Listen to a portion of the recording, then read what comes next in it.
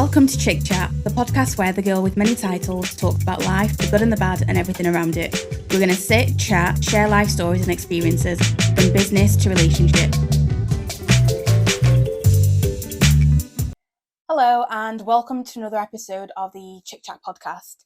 This week, I've decided to talk about kind of finding your purpose. I know that I've talked about this before in an episode that I did with Lucy.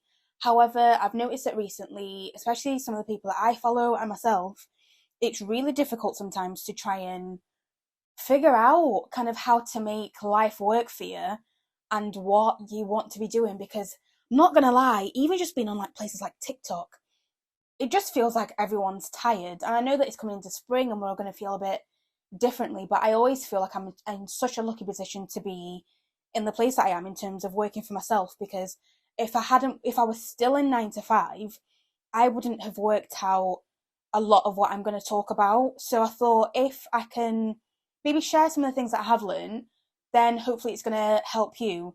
So in terms of my challenge of the week, actually, what do I have as a challenge? I'm going to give a tip because I'm not actually struggling too much this week. Like I've really done myself a favour.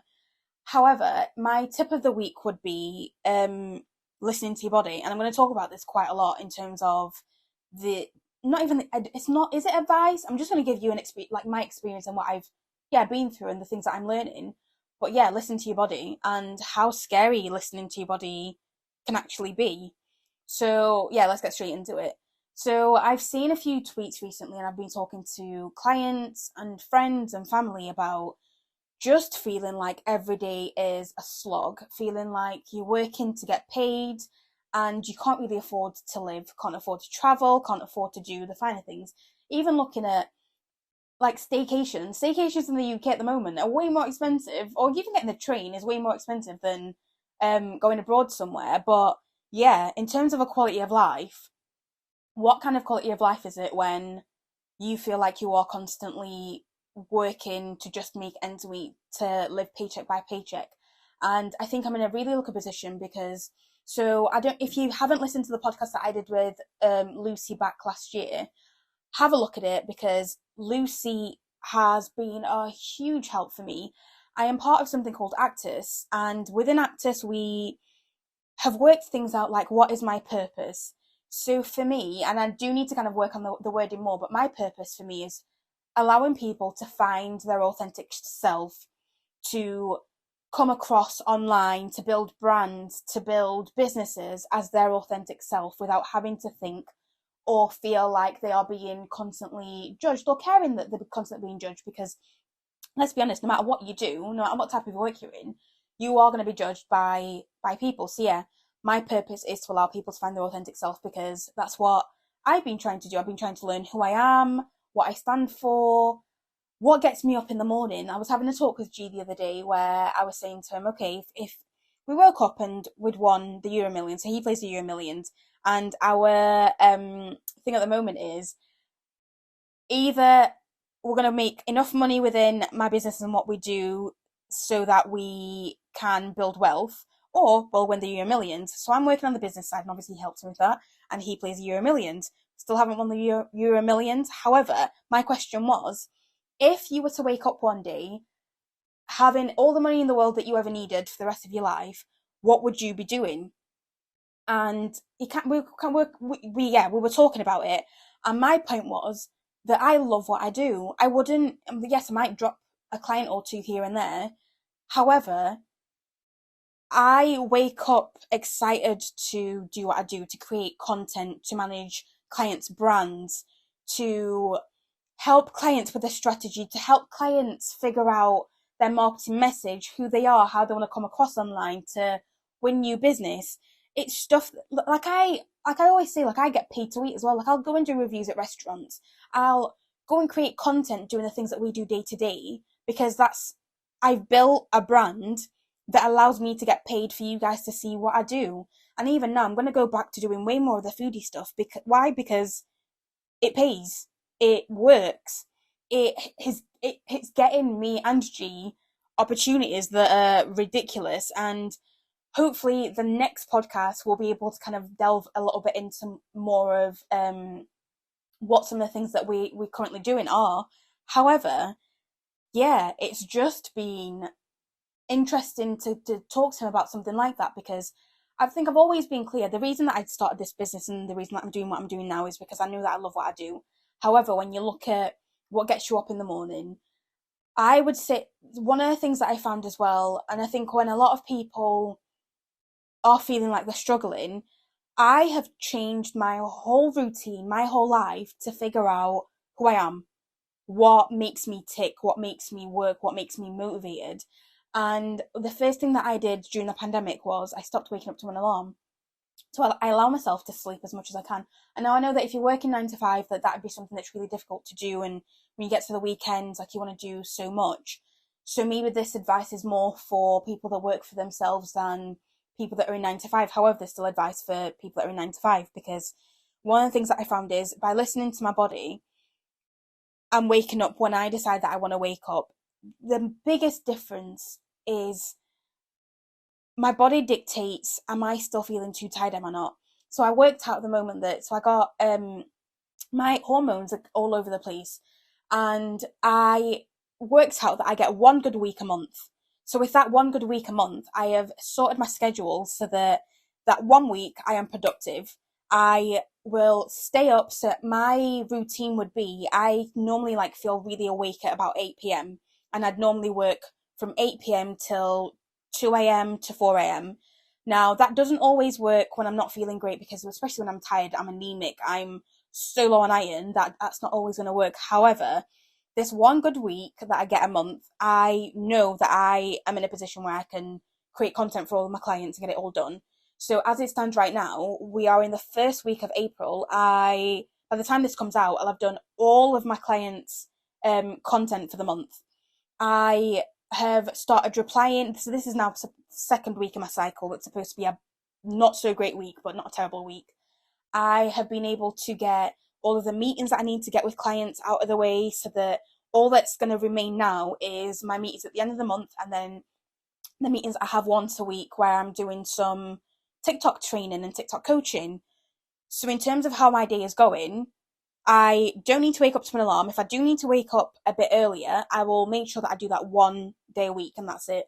I only schedule calls after 10 a.m. Why? Because I know that before 10 a.m.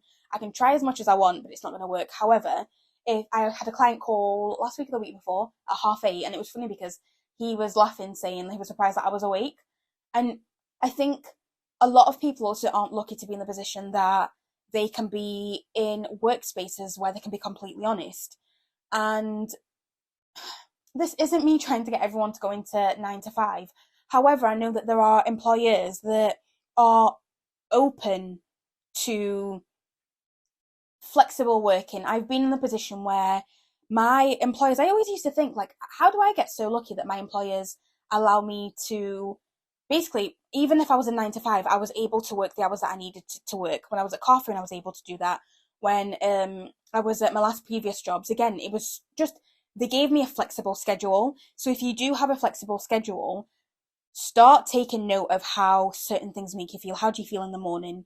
I journal, and journaling, I'm not the best at journaling all the time. However, when I'm struggling, and when I'm struggling to sleep especially, I know that something is on my mind and I need to figure out a way to write it down, journal, map things out. And going back to listening to your body, without getting too much into like the trauma side of things, I worked out that when you are an overachiever, when you've dealt with a lot of trauma in your life, it's hard to listen to your body to know what's going on, because you're so used to being in fight or flight. Your body's just constantly on.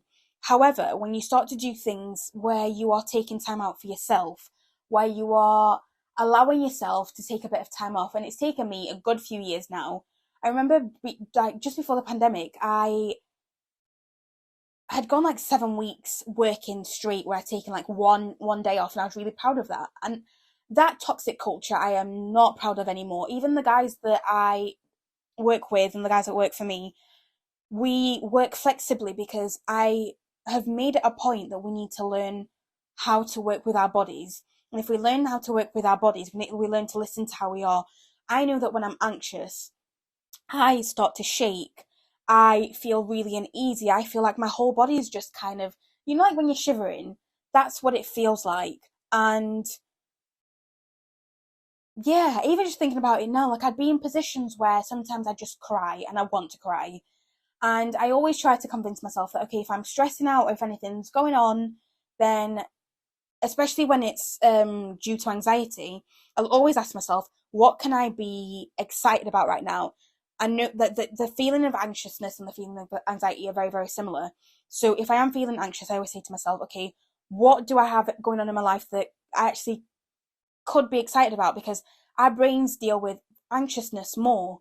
And I think that as we're trying to find like our purpose and how we keep achieving, and one of the conversations actually I had with a friend was the fact that a lot of us have achieved way more in our lives than our parents were maybe able to achieve, or than other people would even be able to achieve themselves. And yet we are still so hard on ourselves as immigrants and as immigrant children.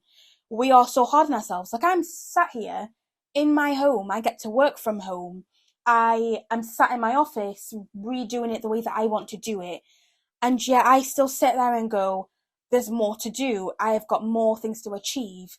And yet there are people that want to be in the position where I am, where they've got their dream car, they've got their dream home, they've got their dream job.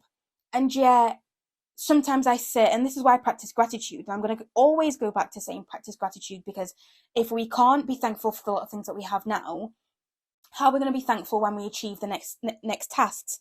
And the conversation I had with a friend was, what if you've achieved everything that you were supposed to achieve? I remember talking to Lucy on one of our calls, and she was saying to me, okay, what's your word of the year? And my word of the year was freedom. And she said, okay, well, if your word of the year is freedom, because in everything that I want to do, I want to be free to be able to take on the work that I want to take on or not. I want to be able to be free to travel whenever I want, to spend time with family whenever I want. And she was like, okay, whenever you find yourself doing the things that make you feel free, take a note of how that feels within your body.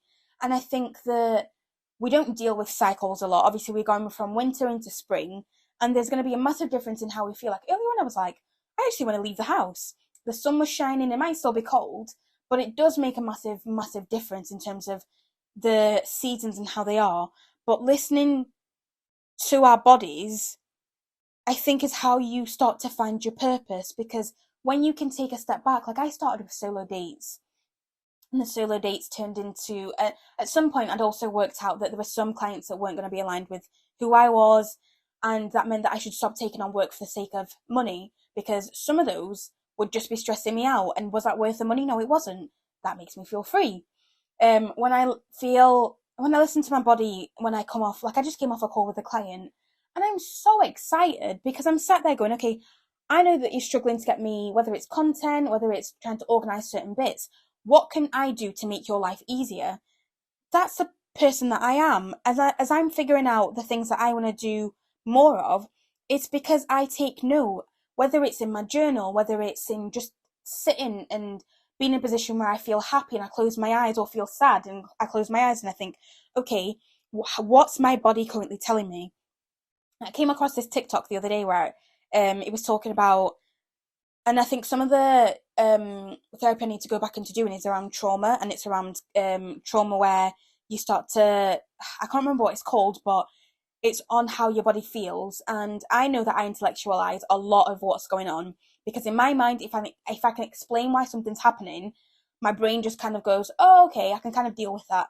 However, I intellectualize everything way too much. And one of the things that I want to change is by allowing myself to feel more. But obviously that doesn't just happen overnight. You need to take loads of different steps to be able to do that. So be patient with yourself. Take little steps and listen to your body. I'm going to keep coming back to this, listening to your body, because as you listen to your body, you start to work out more of what you want to do. And I know that not everyone's, and like, I give my brother like this type of advice. I know that he's in a 9 to 5, he's got a child, he's got a fiance, they're planning for a wedding. And I know that it's easier said than done. However, if you can find pockets within your day, so for example, with him, he goes to the gym. He goes to the gym at like 11 o'clock at night.